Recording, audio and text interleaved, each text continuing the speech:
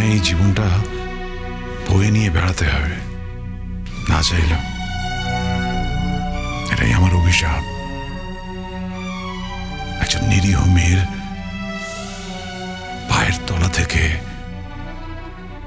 মাটি কেড়ে নেওয়ার অভিশাপ, যেটা আমি সারা জীবন বহন করব। অনিন্দ, তুই কাকে অভিশাপ বলছ? আমি কি তোমার অভিশাপ? হ্যাঁ,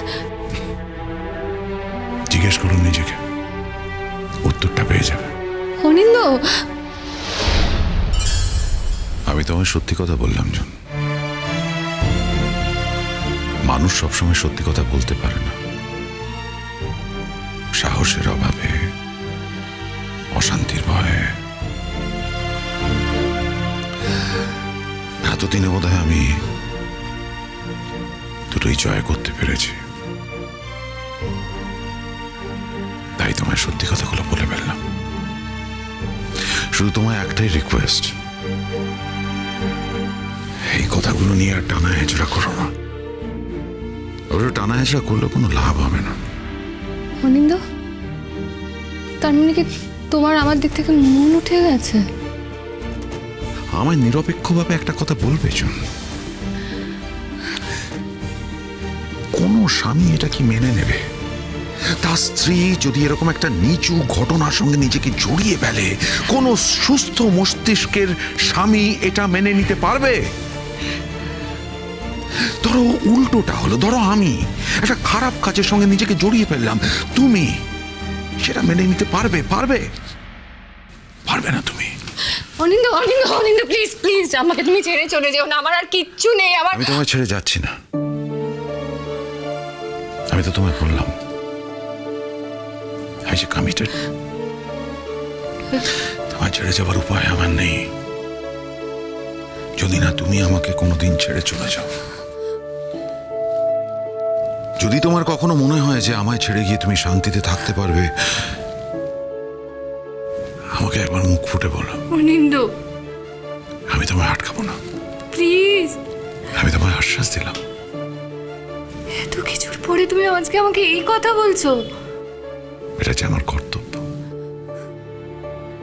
স্বামী হিসেবে তোমাকে ভালো রাখার কর্তব্য। এমন তো হতেই পারে তোমার মনে হলো যে আমার সঙ্গে তোমার সম্পর্কটা ভুল। তোমার প্রাক্তন স্বামী যে তোমার সন্তানের বাবা, তাকেই তুমি ভালোবাসো। তাহলে তার যদি আপত্তি না থাকে, তুমি যদি তার কাছে ফিরে যেতে চাও, আমি তোমায় আটকাবো না, এক মুহূর্ত না, প্রমিস। অনিন্দ, আমি জাস্ট কথাটা জানিয়ে রাখলাম শুন। আমি তোমায় বললাম যে আমি তোমায় ছেড়ে যাব না। তোমায় ছেড়ে যাওয়ার উপায় নেই, সেই উপায়টা আমি নিজে হাতে বন্ধ করেছি। তার মানে তোমার মন এখন শ্রীময়ীর দিকে, তাই তো? 25 বছর ধরে তুমি যে মনটা ওকে দিতে পারোনি, সেই মন এখন দিয়েছো আমার সঙ্গে বিয়ে হওয়ার পরে। মনের কথা থাক না ছিল, মন কে দেখতে পায়, কেই বা অনুভব করতে পারে। মন তো তার নিজের কাজ নিজে করে যায়, নিজের পথে চলে। মন কি কারোর কথা শুনে না?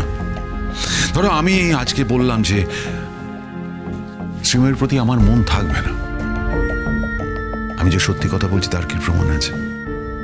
আর মন যে আমার কথা শুনে চলবে তারই বা কি ভিত্তি আছে?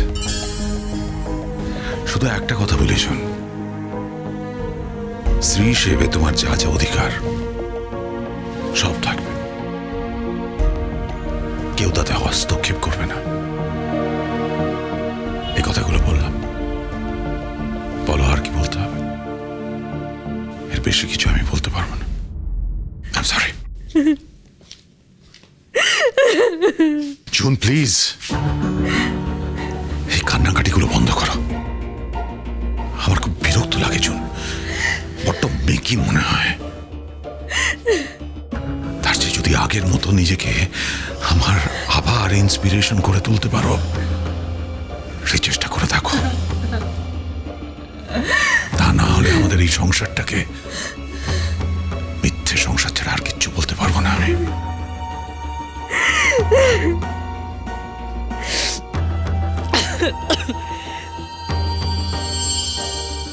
শ্রীময়ী, সব তোমার জন্য। আমার এত বড় হার তোমার জন্য, আমার এত বড় ক্ষতি সব তোমার জন্য। এমনকি আমি তোমার পায়ে পর্যন্ত পড়েছি সকলের সামনে। তুমি ক্ষমা করে মহান হয়েছ, আমি তোমার পায়ে পড়ে ভিখারি হয়েছি।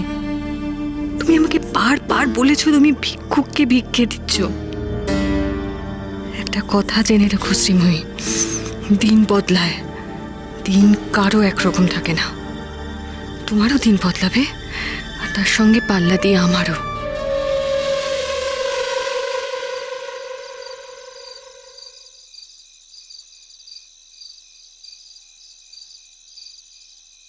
শ্রীময়ী,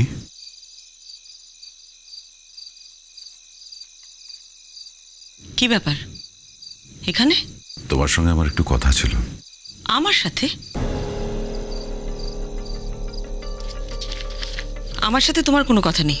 সামান্য কথা, বেশি সময় নেব না, 2-1 মিনিট। তো আমার সাথে তোমার কি কথা থাকতে পারে সেটাই তো আমি বুঝতে পারছি না। অফিসিয়ালি আনঅফিসিয়ালি আমাদের মধ্যে তো কোনো কথাই নেই। যাক, নিচ থেকে যখন উপরে এসেছো, এসো ভেতরে এসো, এসো। তুমি না বলতেই তো তোমার স্ত্রীকে আমি ক্ষমা করে দিয়েছি, তার কোনো শাস্তি হয়নি। এছাড়াও কি আরো কিছু চাইবার আছে আমার কাছ থেকে? I am sorry. যে ঘটনাটা ঘটেছে তার জন্য রিয়েলি সরি। সরি বলতে এসেছো কেন? মানে যা কিছু হয়েছে তার জন্য তুমি আমাকে কেন সরি বলতে এসেছো? আমি ঠিক বুঝলাম না। হ্যাঁ, তুমি আমাকে ধন্যবাদ দিতে পারতে, তবে তোমার ধন্যবাদের আশায় কিন্তু আমি কোনো কিছু করিনি। আমি যা কিছু করেছি বুকানের জন্য করেছি। তোমার স্ত্রীকে তুমি বলে দিও এরকম কাজ ভবিষ্যতে যেন উনি আর না করেন। যদি করেন তাহলে কিন্তু বুকানের কথা ভেবে আমি ওনাকে আর ছেড়ে দেব না।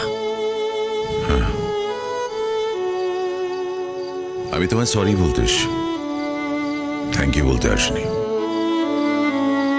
তুমি যে জুনকে ক্ষমা করে দিয়েছো সেটা তোমার নিজের গুণে ক্ষমা করেছো। তোমার জায়গা আমি থাকলে হয়তো ক্ষমা করতাম না।